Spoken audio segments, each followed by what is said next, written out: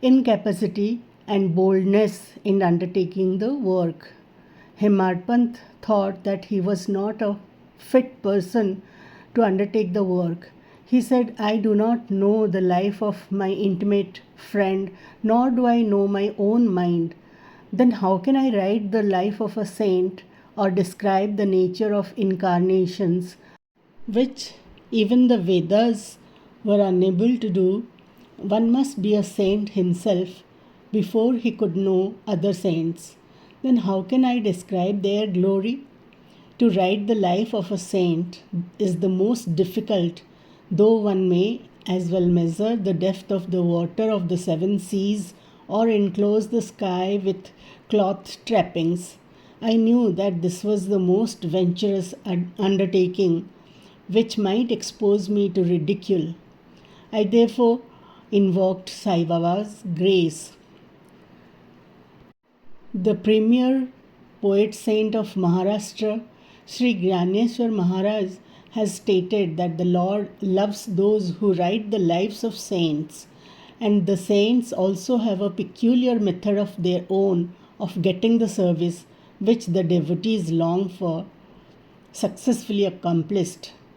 The saints inspire the work, the devotee becomes only an indirect cause or instrument to achieve the end. For instance, in 1700 Shaka year, the poet Mahipati aspired to write the lives of saints. Saints inspired him and got the work done. So also in 1800 Shaka year, Dasganu's service was accepted.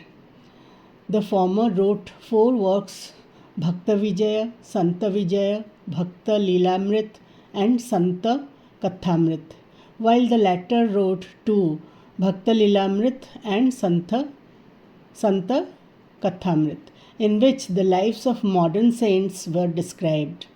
In chapters 31, 32, 33 of Bhakta Lilamrit and in chapter 57 of Santa Kathamrit, the sweet life and teachings of Sai Baba are very well depicted. These have been separately published in Sai Leela magazines, numbers 11 and 12, volume 17. The readers are advised to read these chapters.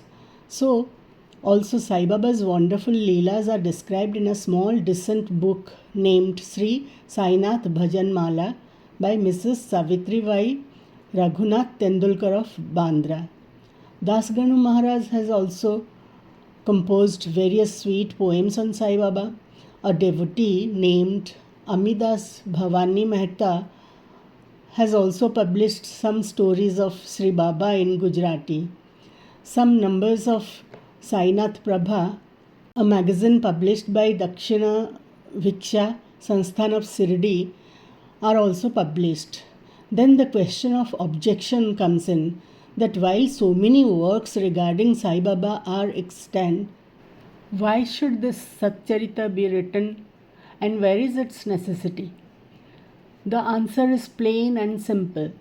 The life of Sai Baba is as wide and deep as the infinite ocean, and all can dive deep into the same and take out precious gems of knowledge and bhakti and distribute them to the aspiring public. The stories, parables, and teachings of Sai Baba are very wonderful. They will give peace and happiness to the people who are afflicted with sorrows and heavily loaded with miseries of this worldly existence, and also bestow knowledge and wisdom both in the worldly and in spiritual domains. If these teachings of Sai Baba, which are as interesting and instructive as the Vedic lore, are listened to and meditated upon, the devotees will get what they long for: union with Brahma, mastery in eightfold yoga, bliss of meditation, etc. So I thought that I should call these stories together, that would be my best upasana. So I set about collecting Sai Baba's teachings and expressions, the outcome of his boundless and natural self realization. It was Sai Baba who inspired me in this matter. In fact, I surrendered my ego at his feet and thought that my path was clear and that he would make me quite happy here and in the next world. I could not myself ask Sai Baba to give me permission for this work, so I requested Mr. Madhav Rao Deshpande or Shama, Baba's most intimate devotee, to speak to him for me. He pleaded for my cause and said to Sai Baba, "This Anna Sahib wishes to write your biography. Don't say that you are a poor begging fakir and there is no necessity to write it. But if you agree and help him, he will write, or rather, your feet or grace will accomplish the work. Without your consent and blessing, nothing can be done successfully." When Sai Baba heard this request, he was moved and blessed me by giving me his Uddhi or sacred ashes and placing his boon bestowing hand on my head, said, "Let him make a collection of stories and experiences, keep notes and memos. I will help him. He is only an outward instrument. I should write myself my autobiography and satisfy the wishes of my devotees. He should get rid of his ego, place or surrender it at my feet. He who acts like this in life, him I help the most. What of my life stories? I serve him in his house in all possible ways. When his ego is completely annihilated and there is left no trace of it, I myself shall enter into him and shall myself write my own life. Hearing my stories and teachings will create faith in devotees' hearts and they will easily get self-realization and bliss. Let there be no insistence on establishing one's own view, no attempt to refute others' opinions, no discussions of pros and cons of any subject." The word discussion put me in mind of my promise to explain the story of my getting the title of Hemadpant, and now I began to relate the same. I was on close, friendly terms with Kaka Sahib Dikshit and Nana Sahib Chandorkar. They pressed me to go to Shirdi and have Baba's darshana, and I promised them to do so, but something in the interval turned up which prevented me from going to Shirdi. The son of a friend of mine at Lonavala fell ill. My friend tried all possible means, physical and spiritual, but the fever would not abate. At length he got his guru to sit by the bedside of his son, but this too was of no avail. Hearing this, I thought, what was the utility of the guru if he could not save my friend's son? If the guru can't do anything for us, why should I go to Shirdi at all? Thinking in this way, I postponed my Shirdi trip.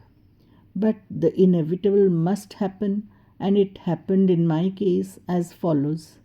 Mr. Nana Sahib Chandorkar, who was a plant officer, was going on tour to Bassein. From Thana he came to Dadar and was waiting for a train bound for Bassein. In the meanwhile, a Bandra local turned up. He sat in it and came to Bandra and sent for me and took me to ask for putting off my Shirdi trip. Nana's argument for my Shirdi trip was convincing and delightful, and so I decided to start for Shirdi. The same night, I packed up my luggage and started for Shirdi. I planned to go to Dadar and there to catch the train of Manmad. And so I booked myself to Dadar and sat in the train. While the train was to start, a Mohammedan came hastily to my compartment and, seeing all my paraphernalia, asked me where I was bound to. I told him my plan. He then suggested that I should straight go to Boribandar and not get down at Dadar, for the Manmad mail did not get down at Dadar at all. If this little miracle or Leela had not happened, I would not have reached Shirdi next day as settled, and many doubts would have assailed me. But that was not to be. As fortune favored me, I reached Shirdi the next day before 9 or 10 a.m. Mr. Bhau Sahib, or Kaka Dikshit, was waiting for me there. This was in 1910 AD, when there was only one place, that is Satheswada, for lodging pilgrim devotees. After alighting from the Tanga, I was anxious to have darshana. When the great devotee Tatya Sahib Nulkar returned from the masjid and said that Sai Baba was at the corner of the Wada and that I should first get the preliminary darshana and then after bath see him at leisure. Hearing this, I ran and prostrated before Baba, and then my joy knew no bounds.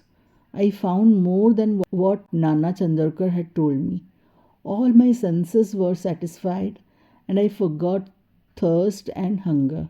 The moment I touched Sai Baba's feet, I began a new lease of life. I felt myself much obliged to those who spurred and helped me to get the darshana, and I considered them as my real relatives, and I cannot repay their debt. I only remember them and prostrate mentally before them. The peculiarity of Sai Baba's darshana, as I found it, is that by his darshana our thoughts are changed. The force of previous actions is abated, and gradually non-attachment of dispassion towards worldly objects grows up. It is by the merit of actions in many past births that such darshana is got. And if only you see Sai Baba, really all the world becomes or assumes the form of Sai Baba.